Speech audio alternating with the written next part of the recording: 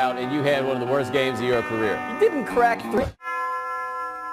Is there a better feeling than being the winning quarterback when your defense pitches a shutout and you had one of the worst games of your career? You didn't crack 3 digits on the passing yardage. No, not at all 3 digits. But, hey, man, I'm the winner. Did you do the post-game interview? Yes, they called him out to the field, and there was Russell Wilson power posing, as he always does, confident as he always is. On his list of prepared speeches, is there one for that circumstance and situation? I feel like he has prepared speeches for every situation ever. Even that one. He's ready. He's ready to take credit, even if he was, just a little bit shaky. But speaking of shaky, our first name, Kirk Cousins. Vikings today fired first-year offensive coordinator John DeFilippo.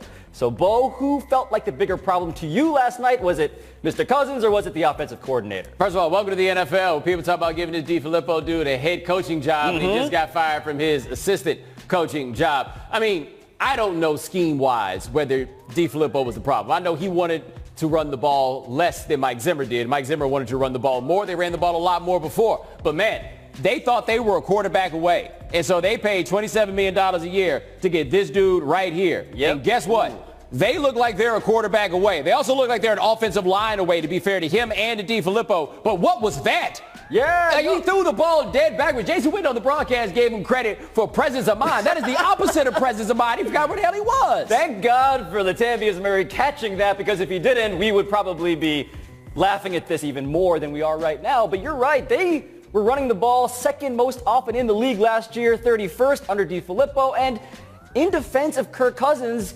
in the first 7 games, he looked fine. He looked good at times. But now, Bo, it's like, what do you do when this is the guy you invested all that money in? Because I don't think he is the long-term solution to jump off the treadmill of mediocrity that this team has found itself on. But see, the thing with me and Cousins, even if the numbers looked better early, he looks about the same. The circumstances changed around him. And in Washington, the rap was, if everything was right around him, then things could be right with him. It's a lot to ask any football team to have everything right around it, but that one has a lot going right. A lot going right. Probably the best pair of starting wide receivers in the league. They've got a decent running game there. Again, the offensive line becomes its own issue, but he is not a game changer, and he's being paid like one. And the stat of the day is that he is 4-24 against teams with winning records. He is 0-5 this year against teams that are winning. And we have this play during the game that I did want to throw to, Bo. Here we have a special teams play. It is a field goal. It is Bobby Wagner leaping over his own colleagues there, which is a problem. That's not allowed. You can't vault yourself over, right? I agree. You cannot vault yourself, but does it look like he vaulted himself? It looks like he put his hands on those dudes, but he didn't vault himself. Spirit of the law, baby. Spirit. I want to get rid of the letter of the law as well, though. I would love it if you could just, cheerleader throw guys up into the air to block field goals. I want more of that. What you then do is effectively eradicate the field goal from football, right? Like, the reason that rule is there is because otherwise there would not be a single field goal that ever went through. But I thought he got over and just gave him a little tap. A little tap. Just a little tap. Just a little tap. But the trade-off between no field goals and acrobatic field goal blocks. But there wouldn't be acrobatic field goal blocks because no one's going to try. There wouldn't be field goals. Sorry. Hate to be that guy. I tried to be a solutions-oriented person. Yeah, man. Let's go. Next name, LeBron and D. Wade. Last night, LeBron and Dwayne Wade played each other for the last time. The emotions were flowing. Pablo, just how rare is this friendship? It's extreme. It's an outlier. I mean, their wives nicknamed them Celie and Nettie from The Color Purple after the emotionally inseparable sisters. Have you seen The Color? I have, because I had to research for the story that I wrote about this. But I take you back to the summer of 2014, Bo. LeBron James and Dwayne Wade are talking about what's going to happen next season. They're both up. Dwayne Wade says, I'm going to sacrifice $11 million to make the Miami Heat salary cap situation more palatable so we could afford LeBron James. They go on this private plane from Las Vegas to Miami. We see them on the tarmac hugging. LeBron James leaves. He leaves. And so when I asked Dwayne Wade and Gabrielle Union, his wife, about this, what's staggering is that they are genuinely unbothered. LeBron cost his friend $11 million and he left.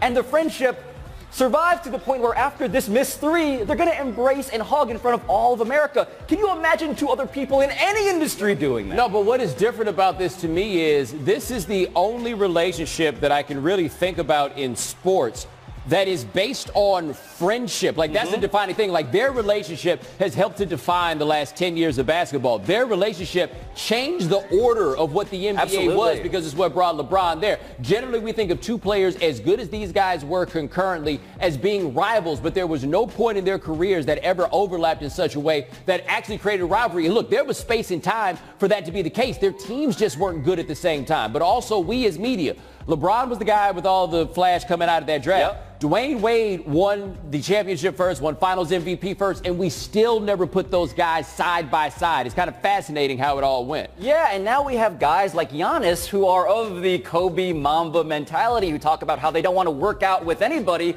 but that is in defiance of the culture that you just talked about, the culture that they shaped, because friendship across enemy lines is still, to many people, subversive. But see, the thing with Giannis to me is he did not come up in this AAU culture that we have here. Like, one thing that's different is these guys have known each other overall, not these two specific ones, but they've known each other since like 10, 11, 12 years old. They're building friendships all the way along the way, and it's not necessarily going to change once it flips up when we get there. Like, I don't even know if guys are more savage or were more savage as much as Giannis did not grow up with these dudes in the same way. Problem he's also going to have, too. These guys made themselves better by working out in this way. Where Giannis is like, I can't work out with you. Who the hell are you going to work out with that's going to make you better? Right, and meanwhile, we have these two guys talking after the game about something that made people like me incredibly, incredibly angry. Please roll that tape. What kind of people are those? No, they don't know we're listening at all. Nope. All those cameras? Or the Garden. Wow. Knicks fans, that's who is furious about this, because you know that. Look at all of these cameras. They know what they're doing. LeBron James, when he's in front of a camera, knows what he is doing. He is taunting us. I don't know if he really ever intended to come to this city and play for the Knicks, but he is saying, you know what's a great place to play? That building, which I never did. No, what he was saying is, Dwayne, you're at the end of your rope, and that's the kind of player that the Knicks normally like to sign. That's what he was saying. We would totally do that. By the way, D-Wade balled last night. I think he had like 14 and 10 in 32 minutes, but I felt like I was trying to watch that game. It was all late. I never saw them on the floor at the same time. I looked at the box score and was like, oh, maybe I was wrong. This is good content. More of this, unfortunately, is not in our future. But our last name, in fact, is Steph Curry. Steph and Andre Iguodala recently joined Vince Carter, Kent Bazemore, and Annie Finberg on their Winging It podcast on The Ringer.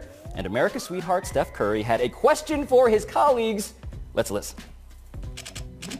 We ever been to the moon? Nope. They gonna come get us. I don't think so either. Elon Musk. Sorry, I don't want to start a conspiracy. They ain't been on the moon. You don't think so? Mm-mm. Really? Bo, does this change your perception of Steph? I mean, it's not the first implausible thing I've ever heard him say before. They really don't think that this moon thing happened. This is one that's out here, that the United States did not act like we ain't go to the moon. No, this is like Cold War propaganda. Yeah. They're reviving it. We were at Copernicus, flat Earth stuff. Now we're at the Cold War. No. The flat Earth thing I find to be ridiculous, right? Like, well, if you think the world is flat, that is indefensible. Okay, There's no argument that you can have there. Now, on this thing about going to the moon, I believe that we went to the moon. But that is the sort of thing I can see them making up. Not saying that they did make it up, but are you really putting it past them that they wouldn't make this up? You were getting an economics PhD, man. Yeah, and that is how you know they will lie to you about stuff, man. Like I'm saying, I'm not saying that this was made up. I'm just asking what we need to go to the moon for in the first place. What benefits were there to going to the moon? Admittedly, the answer to that question in historical terms is American exceptionalism, which isn't a great motive to do much historically. Yeah. But we got rocks. We got rocks that we brought back and analyzed and measured. They're super old. Right, all of that's correct. We have rocks. Those rocks came from the moon. I'm just saying, if somebody told me that they didn't come from the moon, I'd hear them out. I want you to be careful, though, Bomani, because the people, the astronauts that you're kind of collectively calling... I'm saying I believe that we went to the moon. I'm just saying that is the sort of thing that people lie about. But here's the problem with Steph, who is not as nuanced, albeit I still think that's problematic. He is saying stuff that people have confronted people like Buzz Aldrin about. Buzz Aldrin of Apollo 11, second man to step foot on the moon. And I just want to warn him, if you ask Buzz Aldrin in person about this, this is what it might look like. Still in the league? Why don't you swear on the Bible that you walked on the moon? This actually happened. You tell him to get out of here. Why don't you swear on the Bible that you walked on the moon? It doesn't, sir. I have nothing to do with this. You Doorman's trying to do his job. You're a coward and a liar and a thief. Yeah, yo, and you heard that. That was the impact. A coward, a liar, and a thief. And Buzz Aldrin says, I was the second person to walk on the moon, but I'm going to be the first to punch you right in your face right now. Actually, at this point, Buzz Aldrin could be like, I was the first person to walk on the moon. How would you know? How would you know? How could you tell? Imagine how furious that man is. Yeah. That was his Super Bowl. Coming up next, is there another year of Eli Manning for the Giants? There might be another year of Eli Manning for the Giants. I love podcasts like High Noons and Bomani's and the one I do every morning for you people.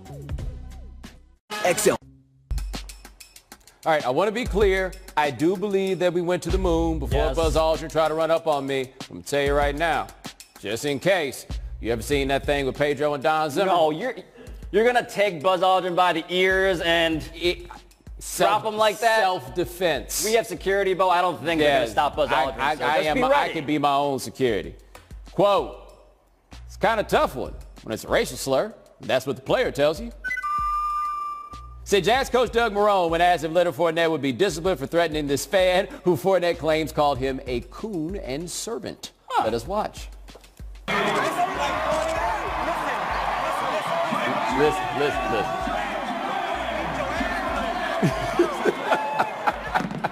He's just like, I don't understand why you don't get this. What the score was at that point, by the way. Pablo, would you be surprised if he got disciplined for this? You know, I wouldn't, because the NFL is very hand-wringy when it comes to justice around fan-related issues. But what's fascinating is that going back to when he got in trouble in Buffalo, when he chased down Shaq Lawson, and he was asked after that game, do you think the NFL should do things to curb fan behavior? Fournette said, I really don't care, because all that guy wants to do is fight the people who are trying to test his humanity. He's like, you do something or I can do something. Right. You go ahead and make the call. If y'all not going to do anything, I don't care. I am here to handle this myself. Now, here's my thing. If he is disciplined, the NFL can't be this stupid. Right? It's they a terrible can't be dumb enough to jump into this fight if they want to. Because all he said was, if you come down here, I will beat you up, right? It wasn't as though he jumped up to go tell them personally. I feel like you got the right to let people know they're going a little too far, and if they come down here, it could happen. And look, the whole thing, TJ Yeldon said the whole offense heard this. Yes, the running backs heard this. This is not just one person who happened to hear this thing, and where Marrone was like, it's kind of a tough one. What's tough? Right. Like where is the difficulty here? If the response that Fournette had to that was simply, listen, come down here and I'll beat you up, I think he's a saint. Yeah, Marrone could go even harder in on this, because he did say, I trust the player. But the easy answer is to say, in fact, we have a zero tolerance policy about racial slurs. Yes. Whenever we hear a whiff of it, we're going to send someone up there and eject that dude. Right. That is interesting. Why does he not come out and say this? Hey, look, man, the way they were talking to our players is uncalled for, and it should not be tolerated. That is the easiest play in the world for you to make. Instead, he's like, I don't know. This could kind of go either way. What? And meanwhile, is there anybody on the planet that you would want to fight less than Leonard Fournette? Yo, right now, on the list, like, what would Leonard Fournette have to say to you to make you punch him in the face? I feel like he could walk up behind me right now, take my chair, and I would merely... Sir. It's like, hey, man, I heard what you were saying about my mom. I just wanted to let you know I heard. All right, I could hear you. I don't know if you realized with the level that you was talking. Like, if you didn't want me to hear what you was saying, I wanted to let you know that we could hear you all the way over here. There's a video of him fighting an offensive lineman on his own team. It was 6'4", 300. He is not afraid of anybody on this earth. He's from New Orleans. Next quote. The most likely starting QB for the Giants in 2019 is still Eli Manning. Tweeted SNY's NFL reporter Ralph Vacchiano. Bo, how should Giants fans in this city feel hearing that? The Giants in the midst of such a bittersweet run toward not making the playoffs, because it has probably saved Eli Manning, who, to be fair, has not played badly really over the course of the last month and a half. That being said, this was kind of the play they were going for the whole way, because they did not make a plan to get another quarterback. Basically, the gas light is on for the Giants. You guys need to get gas. And you keep driving like, nah, we can get a little bit farther before we can get gas. Okay, we can get a little bit closer. Okay, then you're almost to the house. Well, we can just get gas in the morning. Okay, but in the morning, you're still going to need to get gas. They got to get some gas in the draft because y'all still need gas. No, but we got these new tires. We got these new tires. Saquon Barkley is here, and he's going to make you go all the way. And it's like, no, we still need the gas to go as far as Saquon can take us. And that's the curse of getting Saquon Barkley. It's not, the worst case scenario is not that maybe he's going to be mediocre. It's going to be that he's so good that he helps Eli keep that job and drop their draft pick. Yes. This team needs to tank. No one in the NFL, by the way, it turns out, is good at tanking. That's what I'm learning from this has week. anybody talked to Odell Beckham about this when he heard that the quarterback's going to be Eli? Again, are you serious? Right. He's like, about those 20-yard completions, though, that I was asking Go get some gas, man. Please. Last quote. In today's game, I would strike Babe Ruth out every time. I'm not trying to disrespect him, Rest in peace, Shout out to Babe Ruth. Said free agent reliever Adam Ottavino. Ottavino had a 2.43 ERA last year, struck out 112 batters in 77 innings while pitching for the Rockies. Pablo, could he be right? I mean, I have an issue with how we do the time travel hypothetical because this guy is basically implying that he could go back in time like Marty McFly in Back to the Future, rip a few chords of Johnny Be Good before Chuck Berry ever did, then zip back out. And that's not how this works. You can't just go back in time and strike out Babe Ruth. The question is, if you guys both contemporaneously lived in the same era and you both had access to nutrition and conditioning and technology and the wisdom of Babe Ruth going forward, how would you do? And that's where I feel like we are disrespecting the Bambino. Okay, we all agree that modern players have all these advantages that they didn't have back in the day and that there are more good players in baseball now than there have ever been. Yes. And there's more guys throwing Bucko 1, Bucko 2, all of that. However, no one in American professional sports has been better than his peers than that dude was than his. Like, yes. I get it. I understand it. I fully get the idea that there's Babe Ruth, back in the day, all this. Nah, man, he still be out here killing it right now. No, and he was an amazing hitter. He was an amazing pitcher. He was Shohei Ohtani before that. The best argument against Babe Ruth is that he didn't face the competition that was A, ethnically or racially diverse, or B, as strong as you said. Yeah, no, that is the thing, is that it was segregated when Babe Ruth played baseball, and there were not black people playing baseball when Babe Ruth played baseball.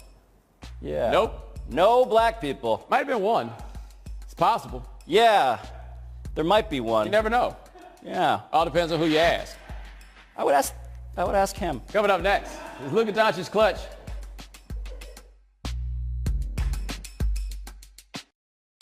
I just saw two seeds. One was Buzz Aldrin. The other was Miss California. So the guy is alive and kicking in ways that surprised me even So to then. speak. Today's number, 14. That is...